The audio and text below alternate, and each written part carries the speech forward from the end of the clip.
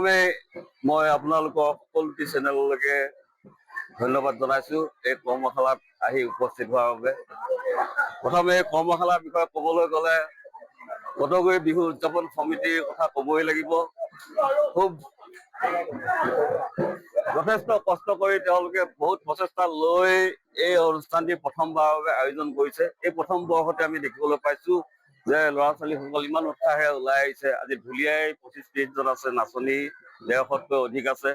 সঁচাই ভাল লাগিছে এই অনুষ্ঠানত থাকি, আৰু কম দিনৰ ভিতৰতে তেওঁলোকে বহুত আয়ত্ব কৰিবলৈও সক্ষম হৈছে। আমিও ভাল পাইছো শিকাই, যিখিনি কৈছো তাকে শুনিছে। অলপ কিছু কঠিনতা থাকিবই, সেইখন এই 4 দিনত আৰু কিমান শুদ্ধ হ'ব সেইটো ক'ব নোৱাৰো। ভৱিষ্যত আৰু 3 দিন আছে, এই 3 দিনত কিমানখিনি কৰিব পাৰো সেয়া ভগৱানৰ ওচৰত প্ৰাৰ্থনা কৰিছো যাতে তেওঁলোকে ভালদৰে পাৰ্গত হৈ উঠে। বিহু নাচ সলনি হয় নেকি? বিহু নাচ সলনি নহয়, বিহু নাচ সলনি হ'ব বুলি ভাবিয়েই অসমৰ মাধ্যমিক শিক্ষা খণ্ডই এটা পদক্ষেপ লৈছে কি সকলো অসমৰ গোটেই অসমত যাতে বিহু নাচটো একেই হয়, সেইকাৰণে এটি পাঠ্যক্ৰম তেওঁলোকে হেৰি কৰিছে, ক্লাছত দিছে। সেয়েহে সেই পাঠ্যক্ৰমৰ অনুসাৰে আমি পাঠ্যক্ৰমৰ বাহিৰত শিকাবলৈ নাযাওঁ। ভংগীবিলাক যি ভংগী শিকাম পাঠ্যক্ৰমত সেইবিলাকেই পাব। সেয়েহে আমিও বেলেগ স্কুলত কেতিয়াবা প্ৰেক্টিকেল ক্লাছ কৰিব লগা হৈছে, যদিও শিক্ষক নহয়। সেয়ে আমি ভাবো যাতে অসমৰ বিহুটো জীয়াই ৰাখিবলৈ কাৰণে ঘৰে ঘৰে যাতে এজনী নাচনী এটা ঢুলীয়াৰ জন্ম হয়। অসমৰ বিহুটো এতিয়াতো অসমৰ হৈ থকা নাই, বিশ্ব দৰবাৰত ভৰি দিলে। সেয়েহে আমি ভাবো আমাৰ বিহু জীয়াই ৰাখিবলৈ হলে ঘৰে ঘৰে এটি ঢুলীয়া এজনী নাচনীৰ প্ৰয়োজন। সেয়েহে এই কটগুৰি ৰঙালী বিহু উদযাপন সমিতিয়ে যিটো পদক্ষেপ হাতত লৈছে সঁচাই ধন্যবাদ দিবলগীয়া, মানিবলগীয়া। মই এইখিনিকে কৈ মোৰ বক্তব্য সামৰিছো।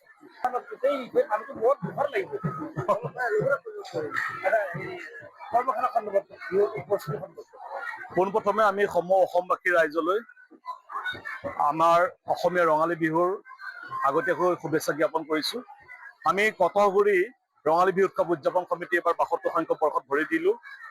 এই 72 সংখ্যক ৰঙালী বিহু উৎসৱ উদযাপন সমিতিৰ তৰফৰ পৰা আমি প্ৰথমবাৰৰ কাৰণে বিহু নাচ আৰু ঢোল বাদন কৰ্মশালা আয়োজন কৰিছো। আমাৰ পৰিকল্পনা হৈছে যে আমি অসমীয়া হিচাপে আমাৰ প্ৰত্যেক ঘৰ অসমীয়া মানুহৰ ঘৰতে যাতে প্ৰত্যেকজন যুৱকে ক'ব পাৰে মই ঢোল বজাব জানো, প্ৰত্যেকগৰাকী যুৱতীয়ে ক'ব পাৰে যাতে মই বিহু নাচিব জানো। কাৰণ বিহু আমাৰ স্বকীয় বৈশিষ্ট্য, বিহু আমাৰ বাপতি সাহোন। সেয়েহে আমি বিহুক লৈ এনেধৰণে পৰিকল্পনা কৰিছো।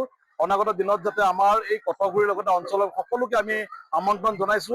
আমাৰ এই ৰঙালী বিহুখনৰ জৰিয়তে আমি প্ৰত্যেকজন উঠি অহা প্ৰজন্মৰ যুৱ যুৱতীক যাতে আমি বিহুৰ প্ৰতি মনোনিৱেশ কৰাব পাৰো, বিহুৰ প্ৰতি তেওঁলোকে যদি ধ্যান বুকুত মন বান্ধি লয় যে আমি অসমীয়া, আমি বিহু জানো, সেই দৃষ্টিভংগীৰে আমি বিহু কৰ্মশালাখিনি আয়োজন কৰিছো।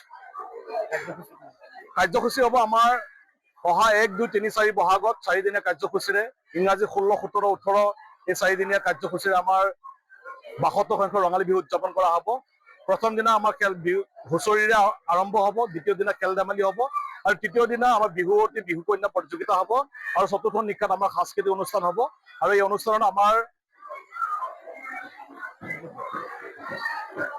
আমাৰ অঞ্চলৰ অসমৰ জুবিন গাৰ্গৰ সৈতে হুবহু কণ্ঠৰ মিল থকা আমাৰ কণ্ঠশিল্পী সঞ্জীৱ বৰা আমি আমন্ত্ৰণ কৰিছো।